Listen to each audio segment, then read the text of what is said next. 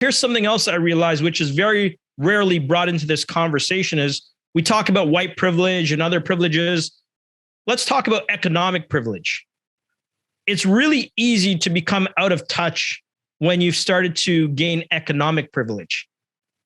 And I know for myself, I've lived on both sides of the proverbial track. I've been poor, I've been wealthy. And at the end of the day, the problems that I face with money are very different than the problems I face without.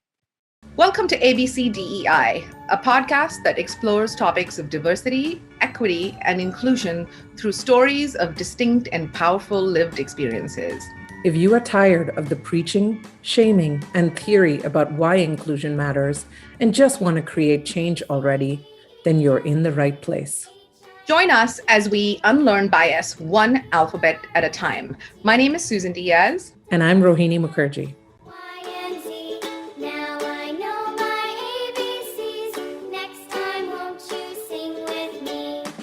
Hello, and welcome back to another episode of ABCDEI. We're pumped for a new year of guests and chatting. Before we get into it, Rohini, real quick, how are we feeling about 2022 at the podcast? 2022 overall, the bar is low. Anything can happen. I think the podcast, the bar is high. I'm really excited about continuing the conversations and learning and unlearning from all the various people that we've been so privileged to have in studio with us. Yeah. And so continuing on our streak of amazing guests, today we have with us Victor Rampaderat, founder of Discourse. Welcome to ABCDEI, Victor.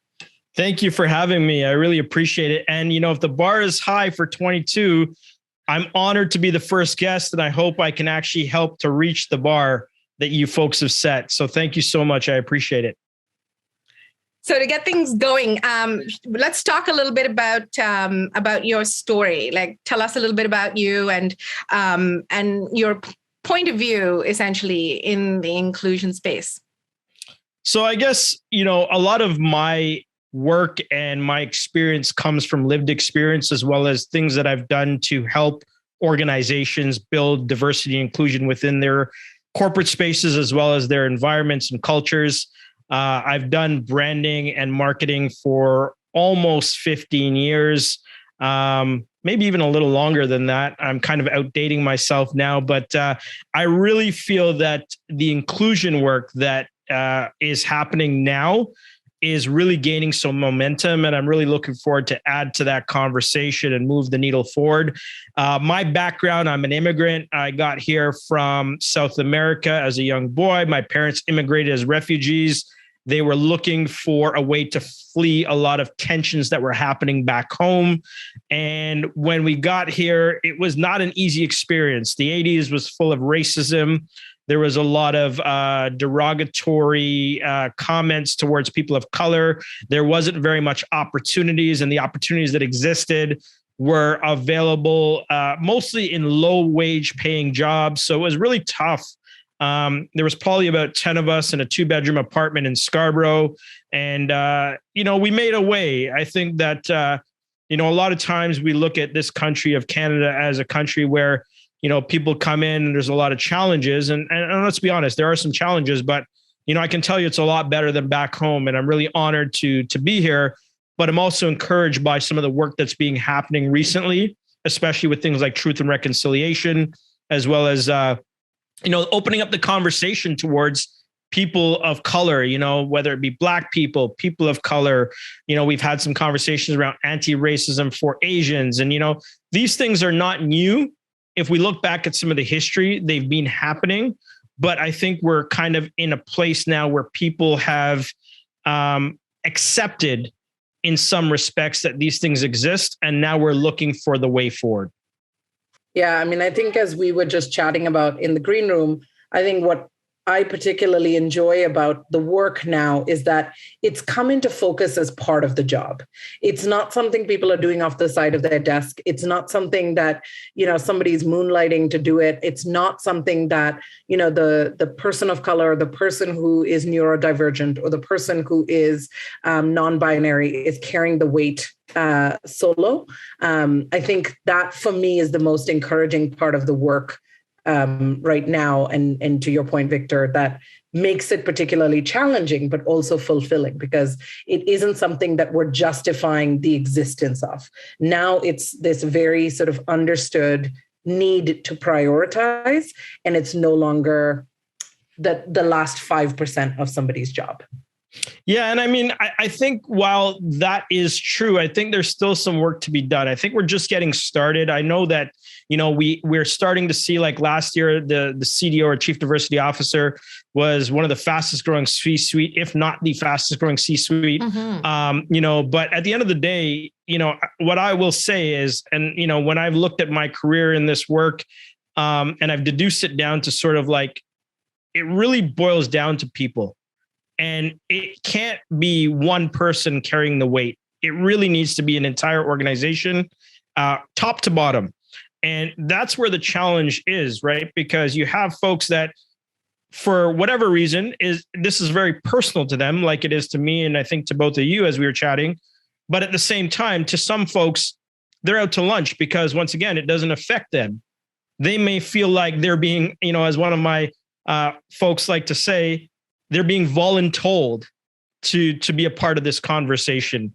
And, there could be some resistance because we have old mindsets and old habits and old teaching, and some of it could be colonialism.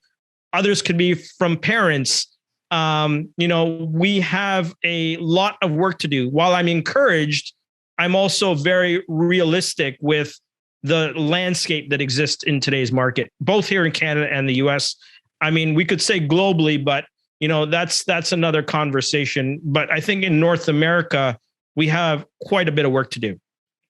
Mm-hmm. Couldn't agree more. Being voluntold in itself is a privilege, right? I mean, the fact that you can choose whether or not you want to be a part of a discussion and you'd prefer not to be a part of a discussion, to me, that's already privilege right there.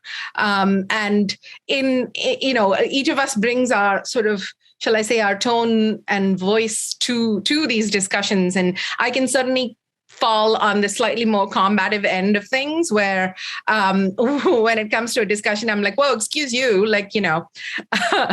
pretty sure you didn't mean to say that. And I do rely to some extent on my ability to use humor and wit and satire to sort of get me through those discussions. But I often say that again, it's my lived experience. We moved around a lot as a family growing up, lived in different parts of the world. And then I've chosen to be, self-employed and in the entrepreneurial space the last decade or so. So that's meant that there isn't necessarily a boss or a framework or a complaint box that I could go to when these issues happened on the daily. So how do we bring in the voluntold into the discussion?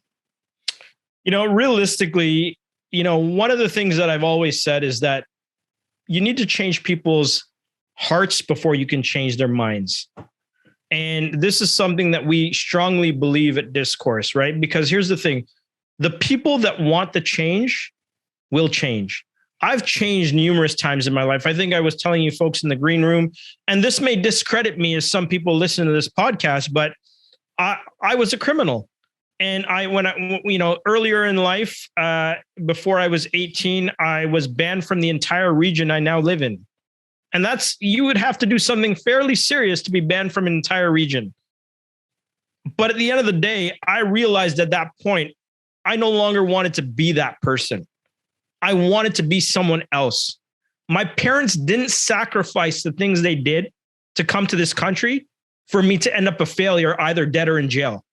My high school vice principal told me I would never amount to anything in life.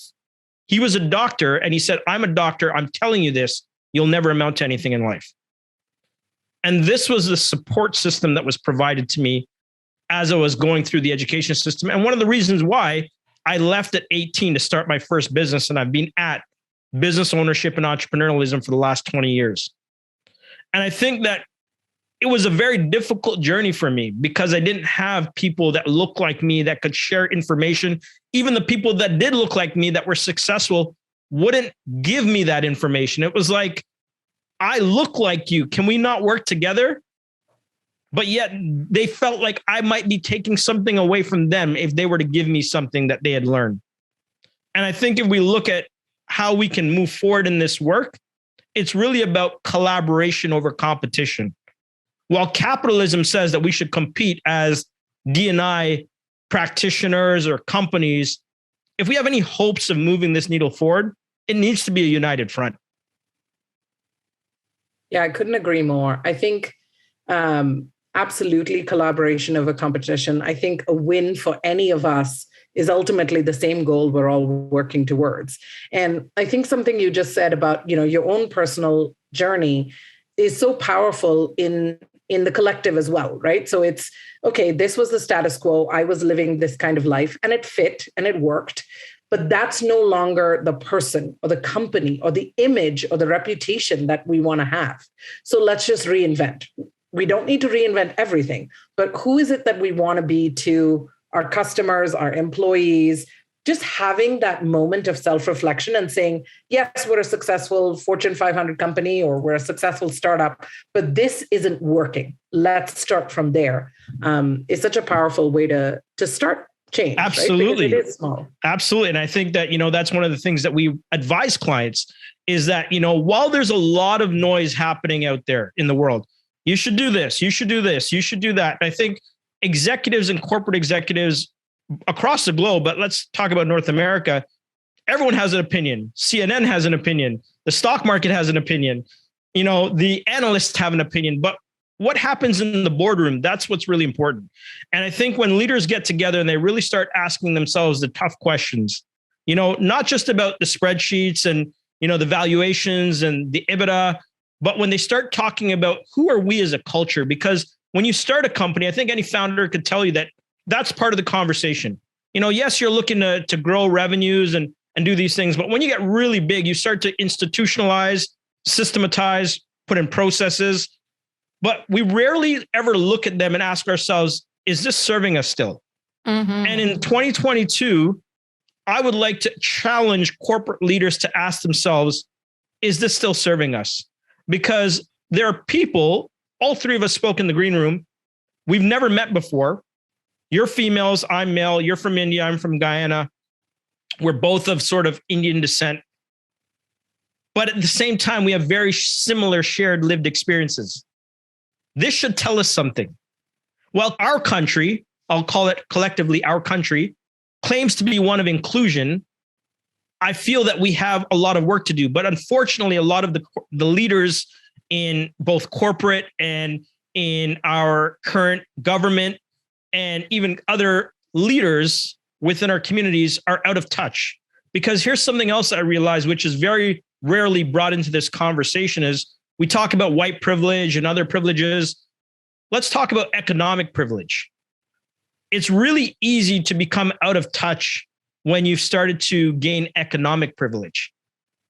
And I know for myself, I've lived on both sides of the proverbial track. I've been poor, I've been wealthy. And at the end of the day, the problems that I face with money are very different than the problems I face without. I mean, when I had a cleaner, I could tell you there's people that worked for me that didn't. That's a very different conversation. I think that, in today's day and age, outside of just things like race, we need to look at economics. I think that even with the rising, we live in Ontario, the rising housing prices are causing a transient community because renters are being kicked out of their houses by landlords who are greedy and taking advantage and raising rents and doing all kinds of crazy things. These are conversations that community leaders need to understand. Corporate leaders need to understand what their people are dealing with on a day-to-day basis outside of the, widgets and digits of the work that they're asked to do. That there are things that are happening in real life, that these are just people. And I think that the pandemic taught me this, some of my experiences, because I could tell you I was an out of touch leader as a corporate leader for quite some time. But I started to realize that once again, change is easy if we put our mind to it. and really start to ask ourselves these tough questions. So Rohini, that was a really great point. And I know I went off on a little bit of a tangent, but as you can tell, I'm extremely passionate about solving some of the issues that plague us as a society, because let's be honest, D&I is a very important conversation, extremely important. But you know what's really important as well? Climate change. Because if we can't figure out how to work together, we have no shot at figuring that out. So we have to fix these foundational issues before we can move forward as a society together. I think, what you just said around power and privilege, and specifically economic privilege, is a really important point. And I think the widely held sensibility around not talking about some of those topics is impeding progress, to your point.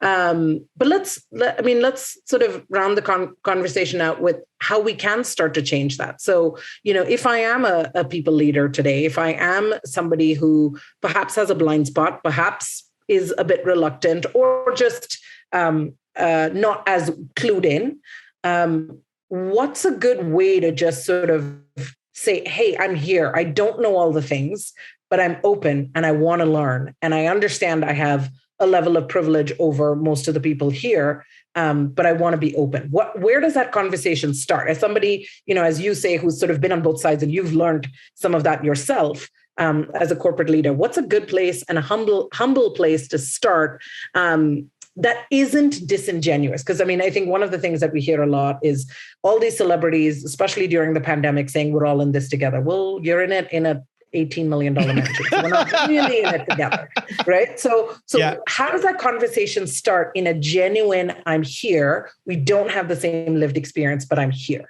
How do you start?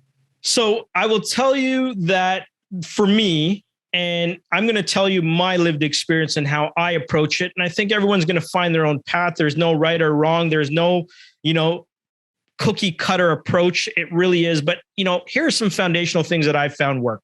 The first one is looking in the mirror, because change begins with that person, right? And when you start to ask yourself, and any leader who is truly a leader, I'm not talking about, you were given the position because you wrote a really good resume, but you actually exhibit leadership traits.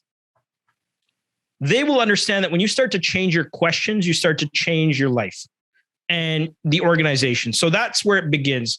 The second thing that I found is I don't know everything. And that's one of the first things I came to the realization of when I started doing this work, is I don't know everything. Yes, I know some things, but I don't know everything. So in order to understand, I need to start listening. And how do you listen?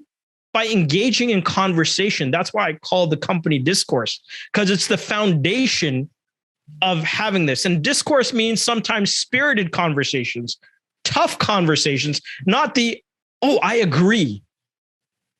I'm talking about the tough conversations. Like, for example, we were talking in the green room about anti-Black racism. Well, listen, there are Black people who are racist against white people. That's why there's a conversation around reverse racism. But let's be honest, racism is racism. There's even racism within the own Black community. It's called colorism. If you're light-skinned Black or dark-skinned Black, if you're darker brown or lighter brown, right? So we have our own things to clean up. And that's why I say it begins with looking in the mirror. And the last thing that I would say is that you need to start to exhibit some very soft skills that should, start to move towards being hard skills and required skills for people in leadership, especially empathy, kindness, and compassion. Because at the end of the day, you will not understand with your paycheck, the $18 million mansion and everything else that's going on, what the person who's living on paycheck to paycheck is dealing with. You will not understand what a single father is dealing with or a single mother is dealing with. You will not understand someone who is supporting a mother who has lost a job. And as a child, you cannot appreciate the life that they've given you without doing something for them, because you folks come from the same culture that I come from. We take care of our families. right? So there's an element of cultural competence that people need to start to develop. And these are some of the things that we're working on at Discourse, is addressing things at the very root of the problem, which I've deduced to be people. Because regardless of the infrastructures, it's the people that make the infrastructures. Regardless of the systems and processes, it's the people that make the systems and processes. So we need to start to work on those things, and it begins with the person in the mirror. So I hope that answers your question. Well said. That's really well said. I think what I'm taking away from this is that point that you made there about moving those soft skills to hard skills, right? And making them requisites. And, we chip away at it. And like you said, perhaps not going to see all of the change happen in our lifetimes, but, I'm here for it. I'm doing the work. Thank you for joining us and making, this podcast possible. Where can people reach you, Victor, if they'd like to continue to stay in touch? So the only place that I'm active on is LinkedIn, and you can find me on there, Victor Rampaderat, or discourseagency.com. That's awesome. Thank you. Fantastic. Thank you so much. I appreciate the conversation. If you like what you're hearing, don't forget to hit subscribe and please drop us a review. If you want to learn more about us or the ABCDEI podcast, visit abcdei.ca.